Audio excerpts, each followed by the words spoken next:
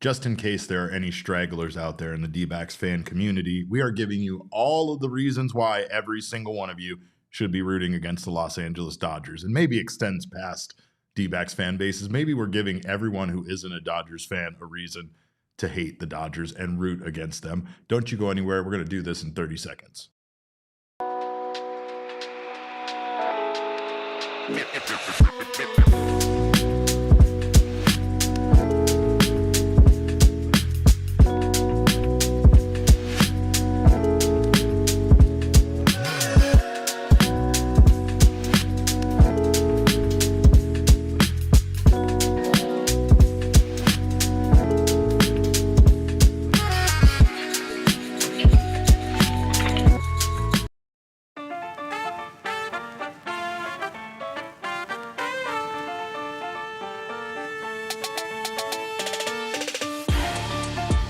SkeeYee and happy World Series Day to all who observe. Welcome in to another edition of the PHNX Diamondbacks podcast, live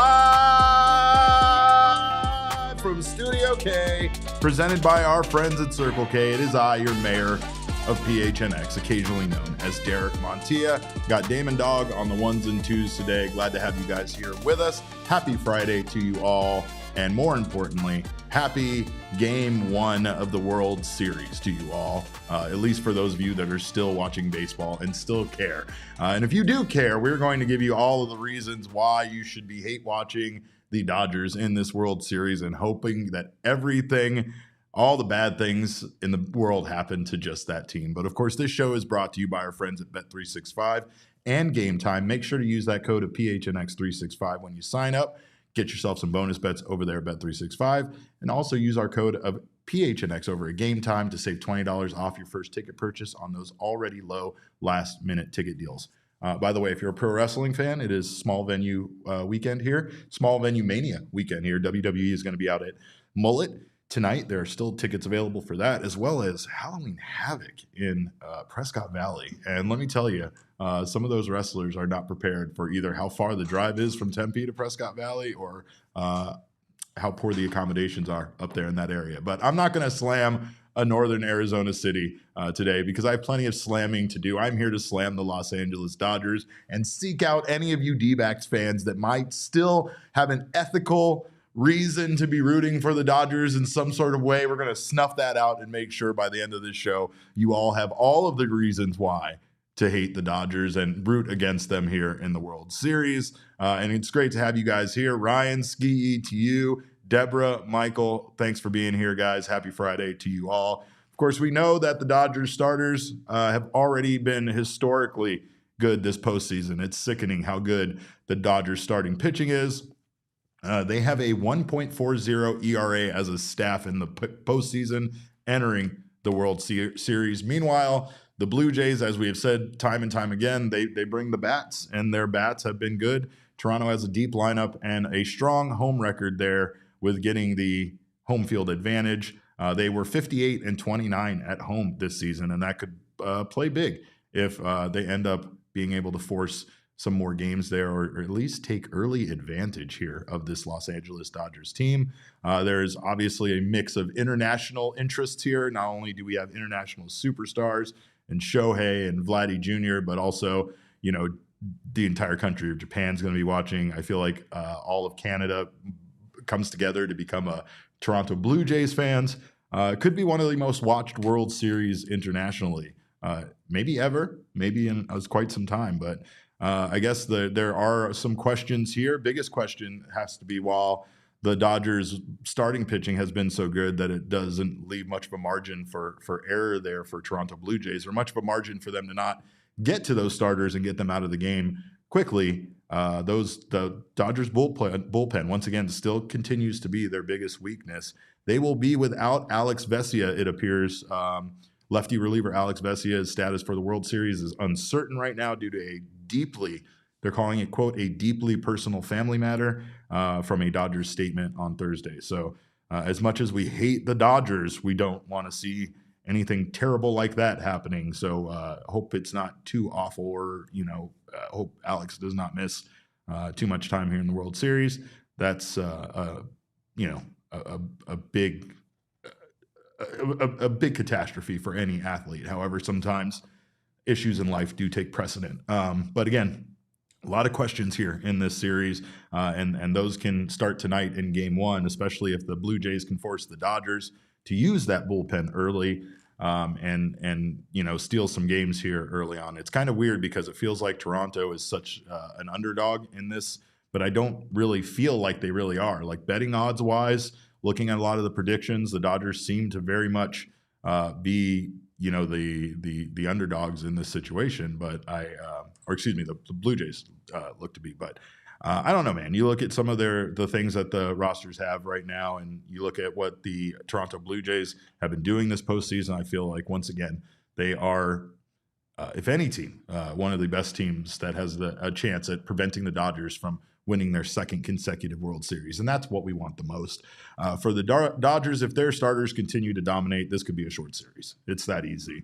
But if they slip a little bit, or if you start to see them not be able to go as long as they have been, then you really start to feel like the Blue Jays have a chance. Injuries, availability matters, like I said there with Alex Vesia, and then you also have Toronto's depth here, and how a healthy Bo Bichette returning to this team could impact their already potent offense, right? Bo Bichette had an incredible 2025. He slashed 311, 357, 483 for 840 OPS, 18 home runs, and 94 RBI in 2025.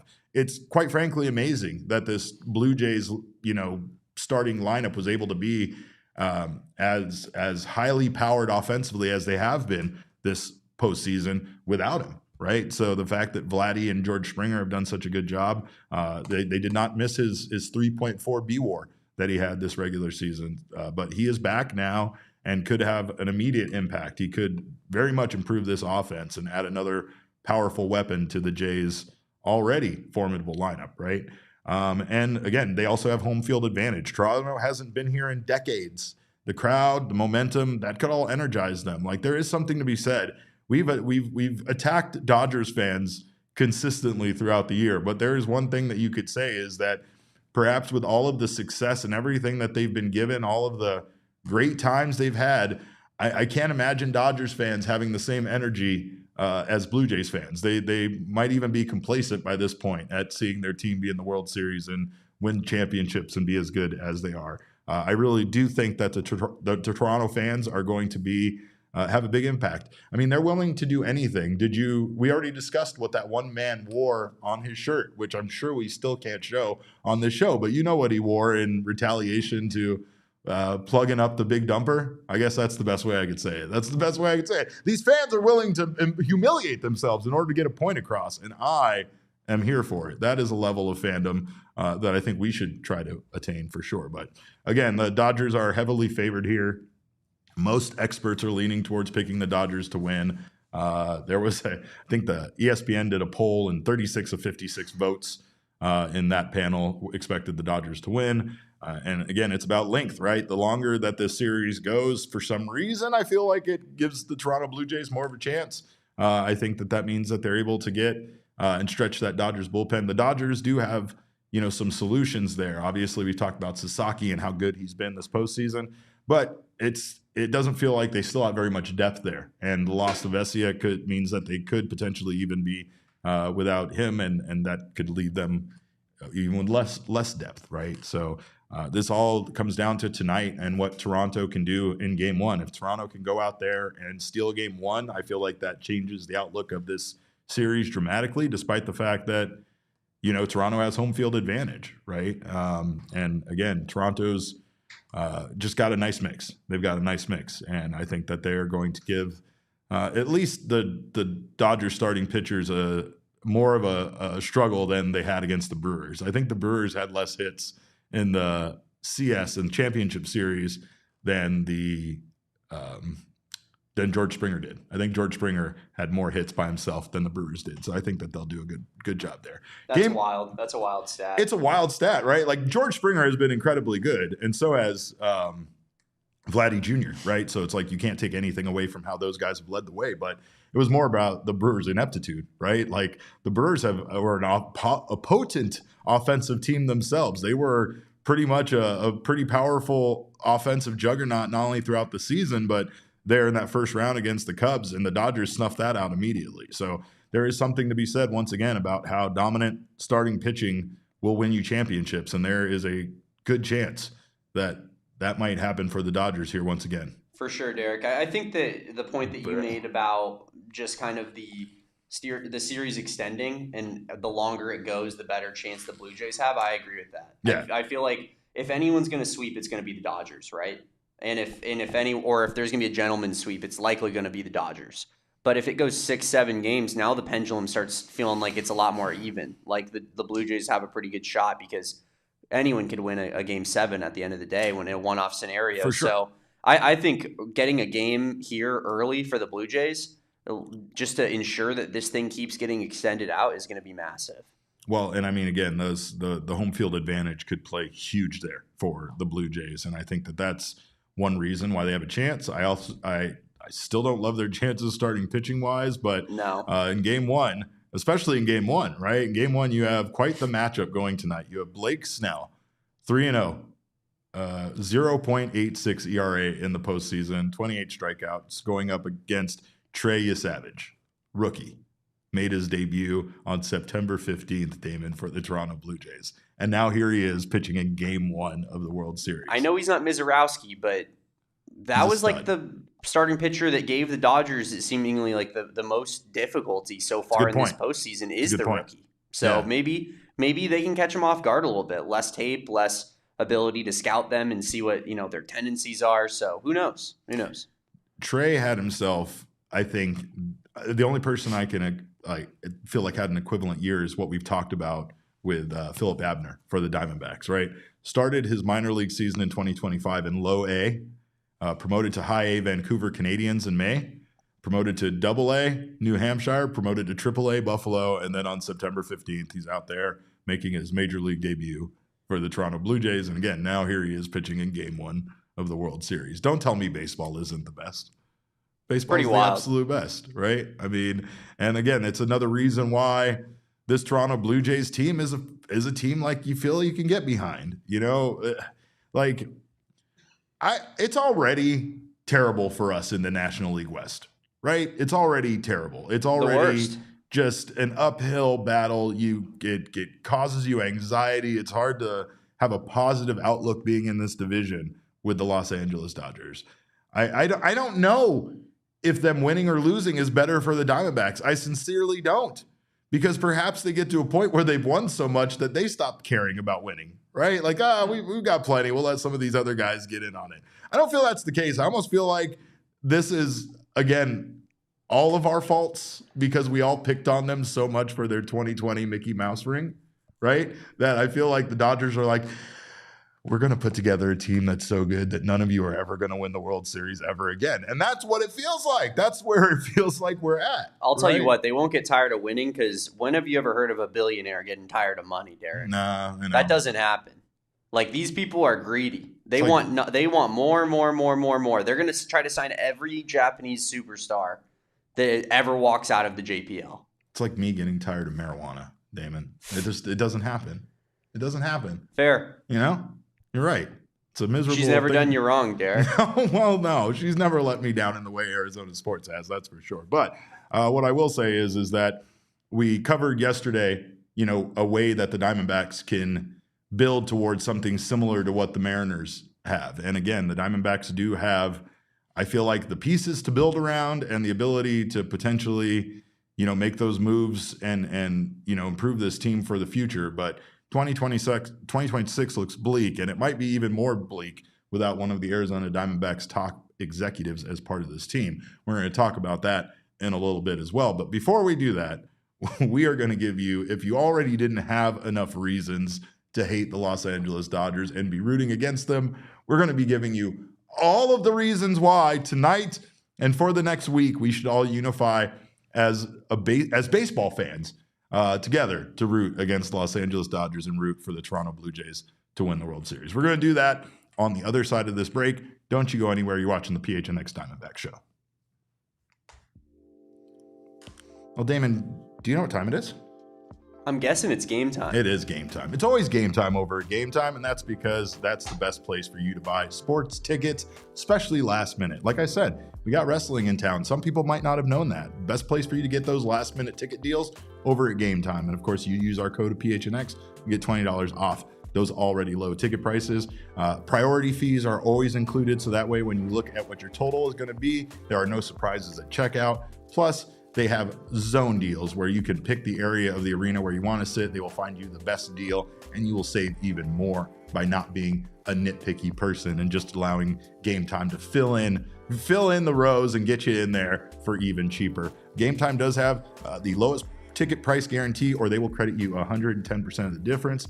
Plus, your purchase covered with the most flexible customer service policy in the ticketing industry. So take the guesswork out of buying NFL tickets right now with Game Time. Download the Game Time app, create an account, and use code PHNX for $20 off your first purchase. Terms do apply. Again, create an account and redeem code PHNX for $20 off. Tap, ticket, go. Download the Game Time app today. And it tis the season, y'all. It tis the season for over $80 million in prizes over at Arizona Lottery. I start buying Arizona Lottery tickets now and just start randomly giving them out. It's my favorite thing to give out during the holiday season, and they have holiday tickets right now from Arizona Lottery, and you can play those for your chance to fill your stockings with cash. There are 6 festive scratchers to choose from, including Cash Countdown, which has prizes up to $250,000, and Candy Cane Cash, which smells just like peppermint. That's right. Get the fresh scent of peppermint while you're scratching away. When it comes to holiday gifts, nothing is better than holiday scratchers. They are the best place to start, and everybody loves getting scratchers. But of course, they are for 21 and over only, so must be 21 and over to play. Play and gift today, thanks to Arizona Lottery. Damon Dog, this feels like a silly discussion to be having. I don't think there is any reason why I need to give you, especially of all people, any more reasons to hate the Los Angeles Dodgers. I'm always open to it, though. I know. You're always willing to hear all of the details and all of the good reasons why, but I'll sit my white ass down and listen for once, Derek. Well, maybe some Dbacks fans might think differently, right? Maybe there's some of you out here watching the show. There are dozens of you, by the way. Appreciate that. Make sure you like the show while you're here watching. We appreciate that as well. But again, there are some people that might live by that code of, I want the team that beat me to win. Now, I know that's not the case here for the Arizona Diamondbacks because they didn't make the World Series, but perhaps there are fans of the Milwaukee Brewers or the Cincinnati Reds that feel that way. I know that's a perspective that people have during the playoffs. I also know that the team that I'm asking everyone to root for is from the country of Canada.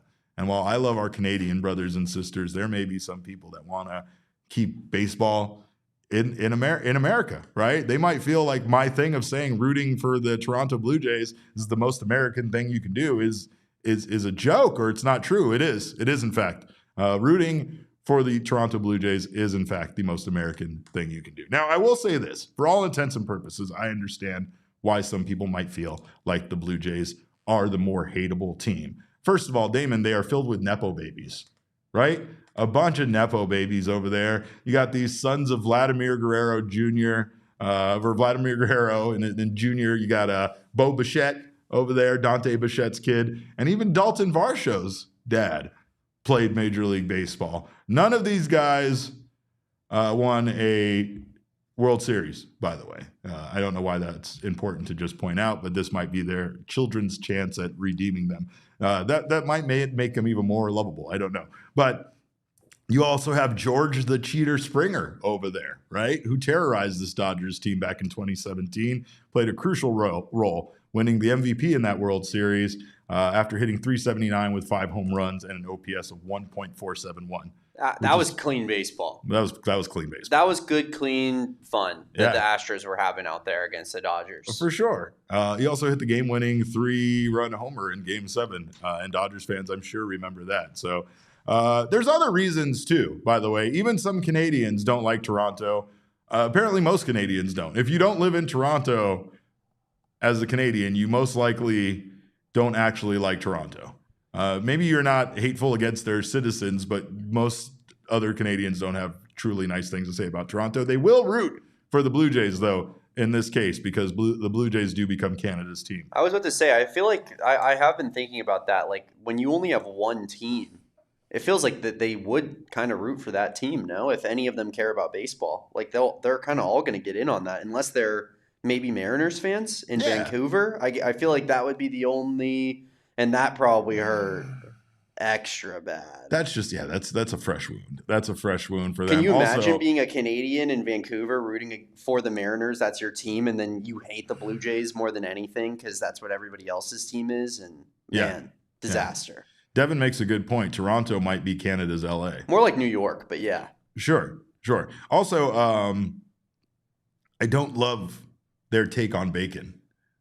They tend to slam us for bacon, like American bacon versus Canadian bacon. They slam us for the stuff we call Canadian bacon, quite frankly. They think that's garbage as well. So, to be fair, they might be right. Because if you've ever seen actual Canadian bacon, it looks like a pork chop. And I'm not ever going to be against getting more meat on my plate on breakfast. So, Derek, I do have a little bit of breaking news as regards to the World Series. What's Bo that? Bichette in the lineup tonight for the Blue Jays. There he is. Playing second base, hitting cleanup. Bo Bichette has returned.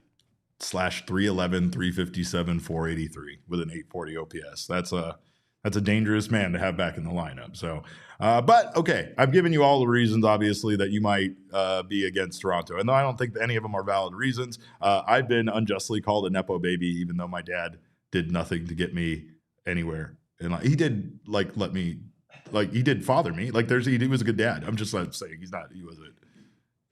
That's a whole other thing. But anyway, I will say, though, there are plenty of reasons, a pile, if you will, for Diamondbacks fans to hate the Dodgers. And there's no reason why we shouldn't go through those and just reiterate them as we set upon the World Series. Let's not forget that they are the bullies of the National League West, and they have been for a very long time. They're bullies both in the way that they've approached playing us as well as financially they're bullies.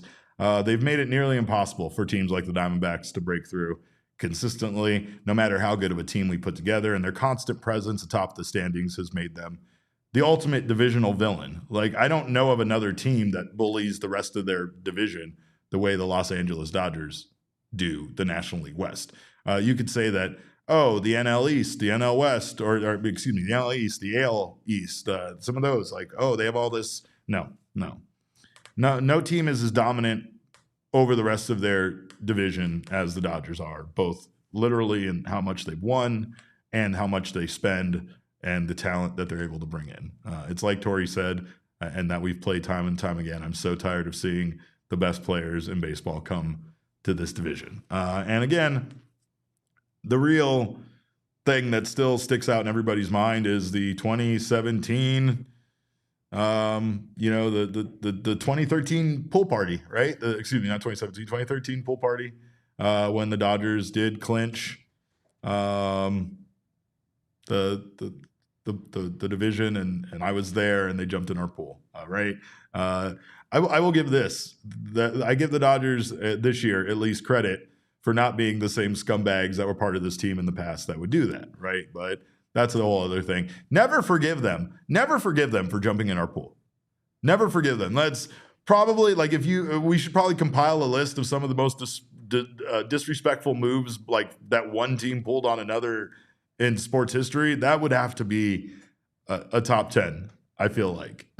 Just because it didn't involve like a fight or an on-field altercation during a game. It was just utter, complete disrespect afterwards. The Brewers could probably get that for flying the L flag that they flew as well. That was probably a really dumb move, especially considering that they still had a lot of baseball to play after that. But again, it goes without saying, the outspending by the Dodgers, that's like the outspending, the breaking of baseball is the one reason why every fan in baseball should hate the Dodgers. It's ruined the game. The Dodgers and what they've done is the reason why we won't have baseball in 2027. And the closer we get to that, the more realistic that becomes, the more we should all hate the Dodgers. And it's wild that it wasn't the Ohtani signing or the Freddie Freeman signing that really broke the backs of GMs across baseball, including the New York Yankees. It was Tanner Scott somehow being the straw that broke the camel's back, and it was the one move too much where most across the league have said something needs to change. That is the ultimate reason why we should all hate the Dodgers. The fact that they have done this to baseball. Like, it is baseball's fault. They allowed it, right? So it's not like the Dodgers have done anything that are against the rules. But my God, the way they have structured it makes it impossible for anybody to compete and keep up without doing the same stuff. Like, you can't play it in a straightforward, honest way as a franchise any longer and still, expect to hang and compete with the Dodgers. There was a time where Bobby Bonilla's contract was a thing of, and still is, right? Like a joke in baseball. Happy Bobby Bonilla Day. This man got a deferred deal where he basically gets paid like $1.5 million. I know it's not the number, but it's somewhere in the neighborhood of that, like every year. Could you imagine any of us regular, normal people getting paid that much as every year, and how much we would look forward to that day, right? It's a move that didn't necessarily work out for the Mets, but it became, a known thing across baseball. Hopefully one day we can celebrate Shohei Ohtani Day, and hopefully that when that comes, it breaks the bank of the Dodgers every time it comes around. But I have a feeling it's not going to. Financially, they were savvy enough to figure out a way to make money off of the money that they eventually have to pay Shohei Ohtani. And that right there is the most criminal part of this whole situation. But again, it's within the confines of Major League Baseball's rules. What they've done, though, is going to cause changes to need to be made. And that is where we're at. Because, again, it's not that they did anything wrong, but the damage has been done, and that team is going to be set up to be good for a very long time. Not to mention that they've put themselves in a position to be one of the most desirable landing spots for international free agents for years to come. And it's all because of the way they've set themselves up financially.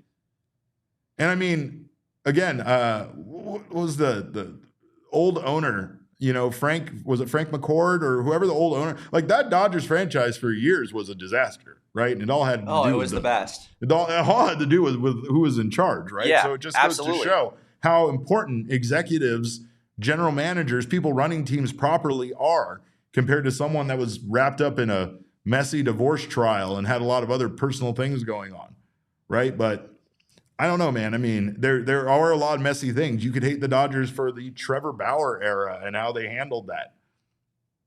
And again, just leaving fans, wanting some accountability there. And I mean, I guess the Dodgers did take some action, but not what people felt was enough, right? You also have, of course, our playoff matchups destroying us when we thought we had a chance there after beating the Colorado Rockies in a wild card game.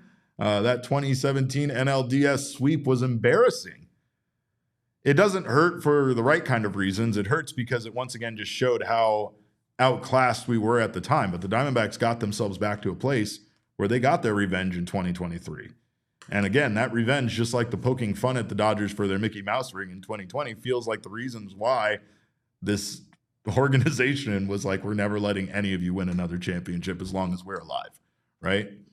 Plus, you have the arrogant fan energy, the taking over. Like, we experienced that here because you have a lot of LA transplants and a lot of people that just naturally live here that have kept their allegiance to Los Angeles. So there's plenty of reasons for Diamondbacks fans to hate the Dodgers. But I am sure many of you have seen these takeovers where they were like marching down the streets of Chicago to Wrigley Field to like take over Wrigley Field. And they were like taking over stadiums across baseball.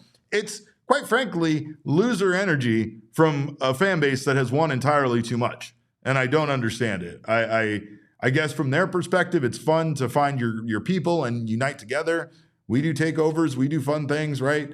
But again, if Dodgers fans behave themselves and treated others with respect the way that we see like Toronto Blue Jays fans, for instance, do so, even though I'd never expect a Canadian to ever be a mean sports fan, but unless it's hockey. Hockey, we bleed and we sweat in hockey. But I mean, like Maple Leafs fans are like the meanest of them. Yeah, that is true. But I mean, it's just the way that the second class citizen treatment, right? Where even the Diamondbacks themselves were a cute little story in 2023 when they beat the Dodgers and went on to the World Series. And maybe they were, but the Dodgers, meanwhile, are treated like the gods of baseball. And it's all because they found a way to evade essentially the rules put in place to try to prevent teams from overspending and outspending everyone else. And now they're just paying they're paying more in taxes than most teams are paying in their payroll. And that's where we're at in baseball. And that's okay. Right. And also, I mean, again, it's if you want to get to the grittiness of it, right? For those of you that might not want to root for a Canadian team, can I offer you, you can be against the Hollywood elites? I'm just throwing it out there. I'm trying to get anybody that I can that might be stragglers left, but there are plenty of reasons to hate the Dodgers, and I shouldn't have even had to list them for you guys. But of course, again, at the very top is the reason why the Dodgers are structured this way. Michael Dixon says a salary floor would be better than a salary cap. Correct. But it's just weird to me that every other sport understands the importance of making sure that the sport remains fair. And there's something about baseball that is just still broken in that way. And it's broken in many ways. It's not just what the Dodgers have done. And I've said time and time again that I feel like the minor league system in baseball is very broken.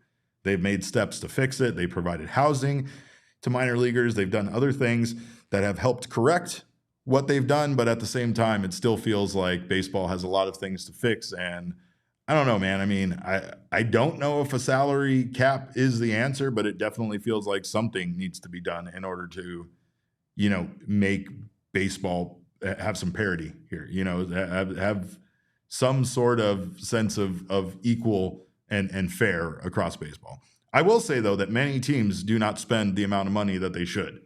And that's a big problem, and that's part of the problem as well. So that goes to what Michael Dixon is saying. When you start seeing the list of percentage of income made versus what is reinvested back in the team, the Dodgers, who make a ton of money, reinvest the majority of it back into the team. The Diamondbacks, they don't make nearly as much, but they reinvest a lot of it back in the team. So again, a salary cap would definitely help, or a salary floor would help, but I feel like a cap would help as well. And that would make us hate these Dodgers less.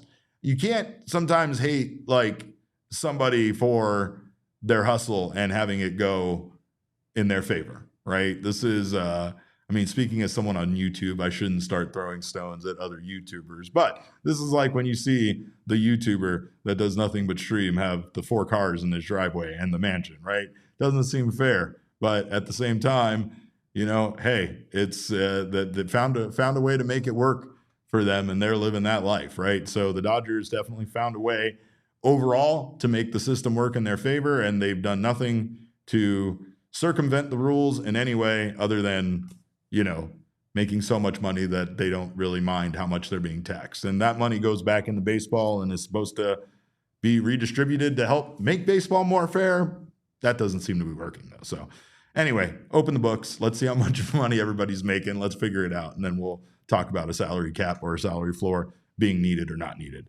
But what is needed for the Arizona Diamondbacks is help in their front office. We have no idea what 2026 going badly means for the front office, but we do know that the Diamondbacks are in danger of losing one of their top executives, one of Mike Hazen's right-hand men, and that could have a big impact on what Hazen is able to do this offseason without one of his top advisors. So we're going to talk about that on the other side of this break. Don't you guys go anywhere. You're watching the PHNX Diamondback Show.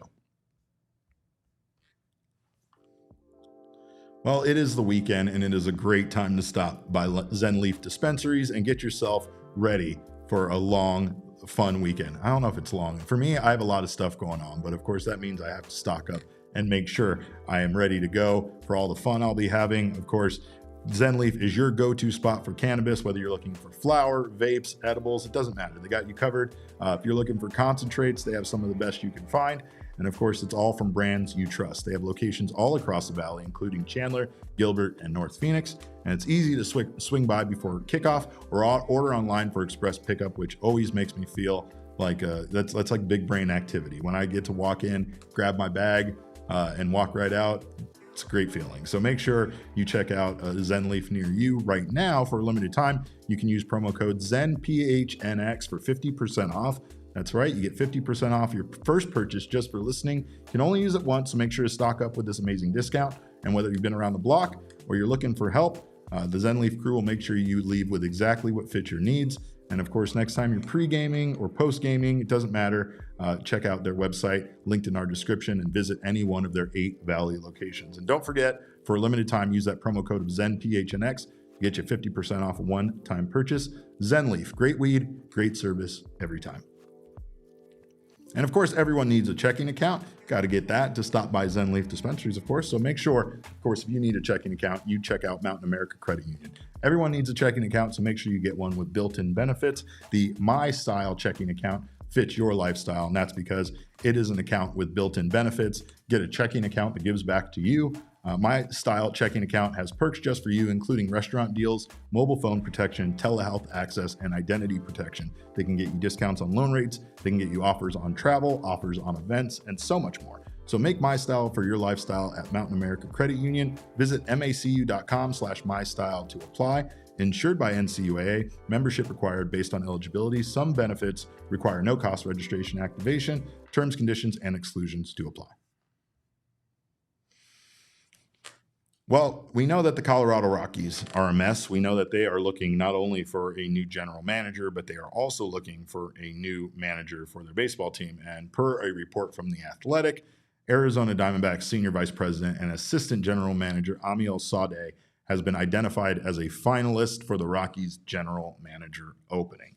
And that sucks. Sawdaye has been has had a huge influence on this team. He is a great eye for talent. And he has been a loyal advisor to Mike Hazen throughout the years.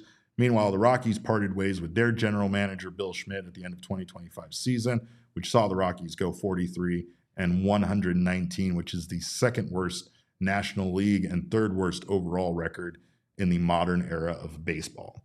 And they've typically promoted from within, but it does feel like the Colorado Rockies have a problem there internally.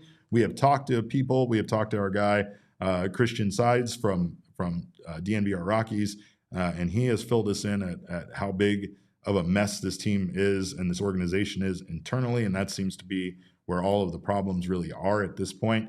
It makes sense that they wouldn't have internal candidates to promote from within the way they have their last 2 general managers, but Rockies owner Dick Monfort made it clear that they are looking for voices from outside of the organization to lead a revamp. And it makes sense considering right now how what a position this team currently is. And quite frankly, it makes sense to go after someone like Amiel Sawdaye and with someone with that track record. And it could be a disaster for the Diamondbacks if this man leaves, especially for Mike Hazen. Sawdaye has worked along Diamondbacks GM Mike Hazen for the better part of 10 years.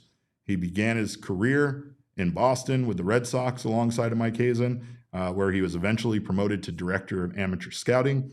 And now Sawdaye has followed Hazen over here to the Dbacks as assistant GM prior to the 2017 season, and basically has been, again, Mike Hazen's right-hand man ever since. He filled in as interim GM in the 2021 season when Hazen had to take a leave of absence. So, of course, this one hurts, and obviously nothing is for sure. This report from The Athletic has stated that there are others within the organization that have, or there are other candidates, there are other finalists besides Sawdaye. So there's a good chance that maybe they go after someone else. But this to me, and Damon, I wanted to get your thoughts on this. This to me feels like a disaster. Just because I feel like Mike Hazen right now at this point has a lot riding on 2026. And I think the loss of somebody that's this close to him, that has had this much input on the talent that they have brought to this team, and quite frankly, has seemingly nailed all the suggestions, all the talent that, Amiel Sawdaye has been a big proponent of, have all been guys that have really worked out for this team. So it just feels like now is a terrible time for Hayes to lose, one of his not only closest allies, but biggest people he trusts. Yeah, no doubt about it. I mean, I think Amiel is clearly Mike's like second guy when it comes to decision-making processes, and it feels like the Diamondbacks and Torrey's kind of displayed this. It's a collective group that is making these decisions. This is not a Mike Hazen has the power at the top, Correct. and he tells Torrey what to do. Right. It's like this. Everybody has almost an equal voice at the table, and it feels like Amiel is one of those guys that. And when I say everybody, obviously everyone can't have an equal voice, but it feels like he's one of those guys that has the most influence. Well, so to lose a guy like that would obviously be devastating. And I think you're 100% right. I think that might be the misinterpretation of what's going on with the, Torrey doesn't have the final say. The front office has a say in it. Torrey saying he has a seat at the table. I don't think it's coming down from Mike. I think it's the fact that they are a collective. And I think that they do have a lot of voices that are heard, a lot of opinions that are valued within the organization. And I think he is definitely one of them. But it makes it sound definitely when Torrey said that and we started speculating on it, it basically sounded like Torrey had no power at all. And everything that he was being, told to do was coming from up top, right? Yeah. You're right about that. I don't feel like Mike Hazen runs things that way. I do feel like this, though, when we talk about promoting from within and the Colorado Rockies wanting an external voice, I feel like the other problem with this is that Sawdaye could technically be like a successor to Mike Hazen should the Diamondbacks go in a different direction. So losing him as a potential successor to another team that gives him that GM promotion beforehand really also feels like it's the Diamondbacks losing another part of their future. I'm not saying that that's what was going to happen, but I mean, he's the assistant GM. He's been here for a while. His knowledge is very valued within the organization. So I just have a hard time not believing that he would be deemed the top candidate should Mike Hazen step down or should the Diamondbacks, part ways with Mike Hazen in one way or another. For me, it's the same convo as like the Jeff Bannister idea. Sure. It's like, oh my God, we got to get off of Torey Lovullo immediately. Who should we hire? The guy that Torey Lovullo has entrusted to be his vice president. Right. And you're like, oh, so we shouldn't even have fired Torey Lovullo then, is what you're trying to tell me. That's a good point. I think if you move off of Mike Hazen, who's been here for so long and probably been the best GM in franchise history, wouldn't you say? I mean, if he's not one, he's two. But I don't know if you would give Colangelo like the GM moniker, I guess, necessarily. That was weird. That was also a group running things. Yeah, it was kind of a weird group. Kind of a weird thing to rank. But I do just think that Mike Hazen, like if we were getting rid of Mike Hazen, you're going in a different direction. So yeah, no, that's a good point. That's a good point because I don't know if you're not happy with the way Hazen has been running things, I don't feel like Amiel is going to run things differently. He and Mike are very close for a reason, and that's because they see eye to eye on things, and they obviously have similar opinions about a lot of this stuff. Also, again, I think that to be a good GM, you do have to be able to value the input from people like Amiel Sawdaye, right? So, like, again, that his voice could have a big impact on things Mike Hazen has done, but overall, it just feels like this is another devastating loss to the Diamondbacks should it happen, right? And I think that again, it's hard. It would be another hole that this team would need to fill this offseason, which would be crazy. And not only that, but like this is it's similar to a player leaving because not only would he be leaving to another team that we might see him thrive with, but it's a division rival, right? He's going to the Colorado Rockies. You want to do everything you can to put a stop to this. Obviously, it's not a supremely desirable landing spot, but as far as the opportunity, it's an amazing opportunity for him.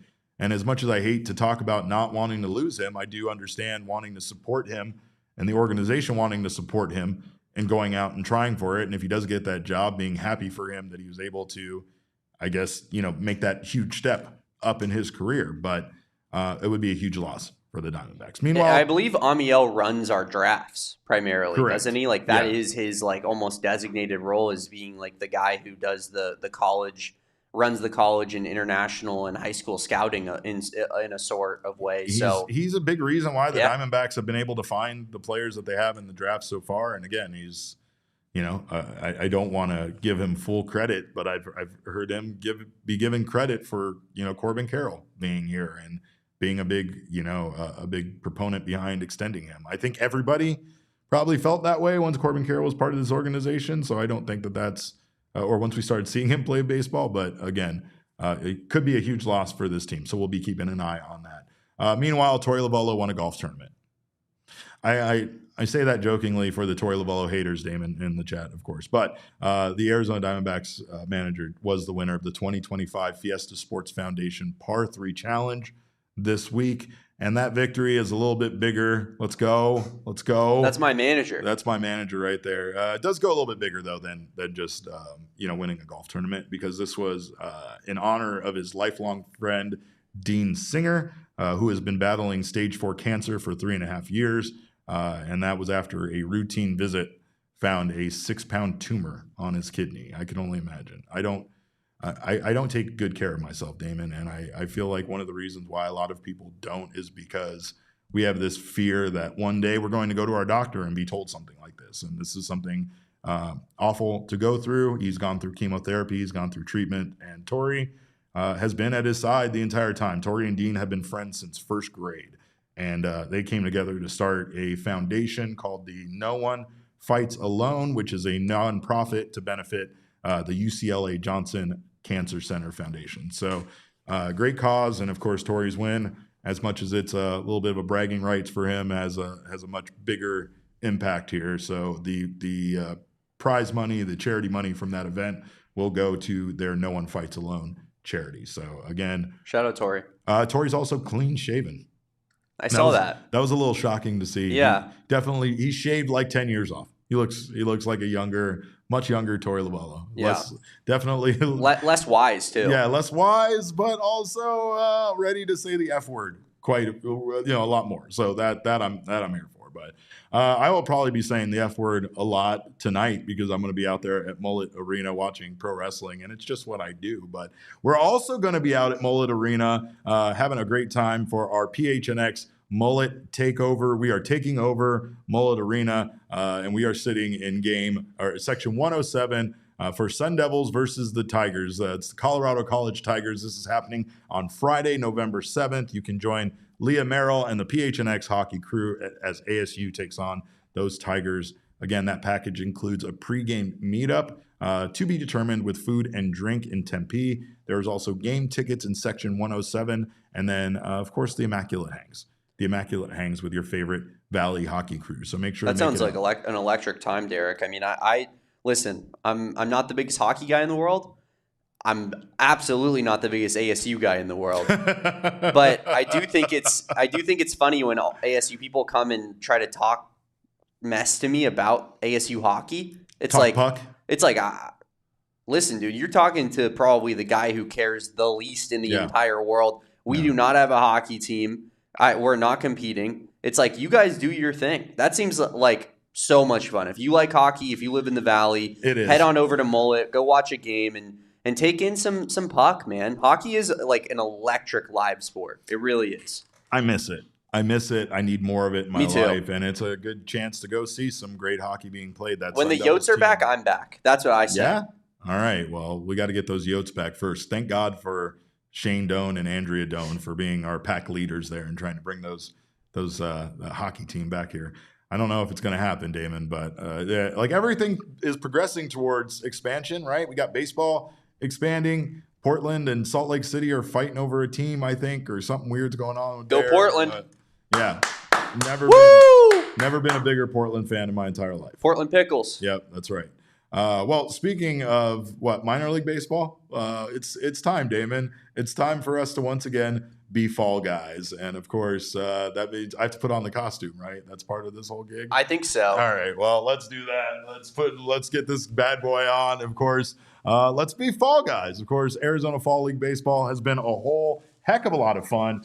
And Jack Hurley had himself a whole lot of fun the other day, that's for sure. Jack Hurley had himself a day for the raft. Damon's laughing at me because this costume isn't easy to get on, and I still look like Baby Shark, but I'm going to stick out of it. It's coming apart. All right. Well, it looks so good on you, Derek. It looks great. I'm ready to be pushed over off of a hill. I think that's your color. I know. Well, I don't know. It's blue. It might be too blue. But the Salt River Rafters ride the raft. They beat the brakes off the Glendale Desert Dogs, those chumps. The Rafters won, Damon, get this, by a score of 16-6. So they improved to 8-6, and a big reason why the Rafters are 16-6 is they won 16-6 was Jack Hurley. Jack Hurley, have yourself a day, sir. Jack Hurley came one single shy of the cycle. Maybe he should have just pulled it back a little bit, Damon. I think we have some video of his triple from the day, but Jack Hurley went 4 for 5 yesterday for the River Rafters. He had 2 home runs. He almost had 3, but I think one of them bounced off the top wall and bounced back into play. I think that's the one that we have the video of. Still hit 7 homers, 11 doubles, 2-1. And Hurley cranks the ball high into the air in the right center field. Cloacy's going back onto the warning track at the wall. It kicks off the top of the wall, and this ball is in play. Rolling into straightaway center. Everybody's going to score, and Hurley launches. I think he thought it was a home run, right? That was a little bit of a trot there. He almost had 3. You watch him pimp it, and he is jogging around the bases, but clearly hitting the ball well. You know what I mean? So he definitely was. He had 8 RBI yesterday in that win, Damon. He also went 4 for 5, 2 home runs, a triple, a double, and just a single shy of the cycle. Imagine just having that be the one hit that worst. You didn't get. That's pretty incredible. Also, Yansel Luis, infielder, Diamondbacks prospect. He was 2 for 4 with a pair of singles and a walk for the Rafters out there. And of course, they beat the crap out of the Glendale Desert Dogs, who only have 3 wins on the season. It's hard to get excited about the win-loss record in Arizona Fall League because I don't know if you once again remember the changes we discussed on this program, but every single team makes the playoffs in Arizona Fall League. So this is just about seeding primarily, and I don't know if I love that. I think at least 2 teams need to not make the playoffs. I know that it's not a very big league, but I feel like at least 2 teams in order for the playoffs to be a playoff, Damon. I feel like somebody has to not make it in the playoffs. Am I wrong there? I don't think so. I mean, there has to be like a playoff. You know? Yeah. You can't just make it the championship. Well, I know, but I also don't know if I feel like every team in the league should make the playoffs. Oh, absolutely. Yeah. It's like the NBA. Yeah, somebody's got to not make it, right? It feels like in the NBA with the play-in these days that 20 of 30 teams make the playoffs in some capacity, and it's ridiculous. Yeah. Well, David Hageman is starting today out there at Salt River for the Salt River Rafters. So if you are so inclined to go check out some baseball, that is starting in about 35 minutes. So that's a great time for you to go out for. Go run now. But I feel like we gave you all of the reasons why to hate the Dodgers, but that World Series game starts today, and I love the World Series. I know I feel like baseball doesn't get the same love for its championship series that any other league gets, right? Maybe part of it is, and Damon, I'd love to hear your thoughts on this. Maybe it's the time of the year it takes place, right? Like all the other sports are kind of just starting or getting going, and meanwhile, the baseball once again is like the odd man out, where they are playing their championship game while all the other seasons are in the middle of starting. But it just feels like, again, even for basketball, I feel like the country is watching the basketball, especially the NBA Finals, more than this. Maybe not hockey. Hockey probably doesn't get as much love as it should in the Stanley Cup, but it definitely feels like the World Series is not like a must-see TV like it should be.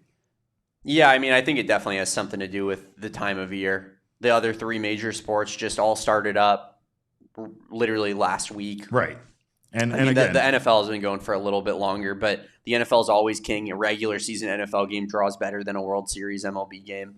So that's almost an incomparable thing. But yeah, I think it's just the nature of when in the sports calendar things are happening. But I also feel like, and maybe this is not backed up by ratings, but to me, it feels like baseball has gotten more popular over the last couple of years. To me, it feels like people are locking a little bit more back in on baseball, are caring more about what's happening. And the playoffs in particular are a big reason why. I think another big reason why is that the NBA is getting less popular. That, there's a little bit more of market share of fans available because the NBA just continues to do worse and worse ratings-wise on every individual game basis. Obviously, their highlights, their TikToks, their social numbers continue to skyrocket, but Adam Silver they ask him about it, and he says things like, yeah, well, it's a highlight-consumed sport these days. Like, he doesn't even care about the actual games. Oh, yeah. So like that's the fact where that we have I to think have 5 different streaming apps in order to watch the games that we want to watch. Yeah, I think that's where baseball can take some advantages. Like, you're never going to beat the NFL, but you can definitely try to beat the NBA. And so, yeah, this is going to be an important World Series just in terms of, like, trying to get more people watching it over, like, the start of NBA season. That's such a good point. Not to mention the fact that NBA does have a coach being arrested by the FBI for a poker scam, not even a scandal, poker scam, pulling a poker game scam that professional poker players. What? No idea what you're talking about, Derek. I don't believe that happened. But we should talk about Terry Rozier and his big scandal that he had. You're never not loyal. And I respect it. But what I will say, in not naming names, is that no. Why would we do that? Why would we name Terry names? Rozier? Why would we have video from 2019 of some professional poker player talking about what a scam going to play poker with Chauncey Billups is? That's a whole other thing. Whoa. Allegedly. Allegedly. He was allegedly scamming people. But I mean, what you said is right. And the MLB has some steam behind it. They have some, growing, especially with the changes they made and the pace of game being something that people are much more in favor of watching baseball games now. And I feel like they're going to throw it all away in 2027 for a lockout. And it's just crazy to me. And I hope that they don't. I hope they understand the importance of avoiding that at all costs. But I feel like these two sides are too far apart. And again, this is all to blame the Dodgers. It's all the Dodgers' fault. And they're the reasons why we are careening towards this awful, awful inevitability of baseball being locked out. But anyway, we'll get to that then. We're going to have plenty of time to talk about how much the Dodgers broke baseball when we're not actually watching baseball being played. But go out, watch yourself some Arizona Fall League baseball tonight or this weekend. It's a great time. Make sure to tune into the World Series. It's going to be a great time to root for the Toronto Blue Jays. This is kind of a Blue Jays outfit, so I'm going with this. This is my Blue Jays outfit as well. But in the meantime, we thank you guys so much. We'll be back on Monday with another Mailbag Monday episode, so please join us for that. Until then, you can follow us on Twitter. 1 second, Derek. I'm sorry to cut you off. If that's your Blue Jays outfit and the Blue Jays win tonight, I think for the remainder of the World Series, you have to wear your Blue Jays outfit on the show every single day. I'm willing to make that sacrifice for our Jays. Yeah, I know you are. That's why make that sacrifice. So that's what we'll do. Yeah, Derek, it all resides on tonight. Is it your Blue Jays outfit? We're gonna find out. We'll find out. I'll be I don't know, singing, chirping, whatever I need to be doing. But of course, until then, we guys hope you have a wonderful weekend. Like I said, make sure to follow us on Twitter. I'm at @cap_caveman with a K. Damon Dog, a.k.a. Damon Pooch, is at Damon Dog with a D-A-W-G at the end. We are all Damon's dogs. Bark, bark. Our show is at PHNX_Dbacks, but as always, all roads lead to @PHNX_sports on Twitter, Instagram, and Facebook. Love you guys so much. We appreciate you guys stopping by. Like I said, have yourselves an absolutely wonderful weekend. Make sure to watch the World Series. It's going to be a lot of fun. I know it hurts, but again, you have a villain to root for in the Los Angeles Dodgers, so let's all do that. Let's have a great root against. Time. Root. Did I say root for? You did. That's another damning piece of evidence, Damon. It's a really... He can't help himself, guys. Yeah, I guess I can't. I guess I can't help myself. But root against the Dodgers. That's the whole moral of the story today. So, of course, make sure to do that. And until then, like I said, make sure you guys all have yourselves a wonderful weekend. Thank you so much for your time. As you know, your time is your most valuable commodity, and we always appreciate you sharing it with us. Cardinals are off this week, so at least that team can't hurt us for once. That's true. Something for sure. But what a weekend. Again, RA is right. I'm never beating the allegations. So no U of A, no Cardinals. What a weekend for your boy. What a weekend for Damon. He might just go to sleep after this show and not wake up until Monday. But of course, until then, you guys have yourselves a wonderful weekend. Behave yourselves. RA mostly. Ryan says Dodger Derek is back. Again, I have made mistakes. That was probably one of the most egregious ones I've made. But thank you guys again for your time. We will see you on Monday. Until then, go Blue Jays. And remember, kids, baseball is fun, but it's so much more fun when you keep your top executives in-house. We all silly like the mayor.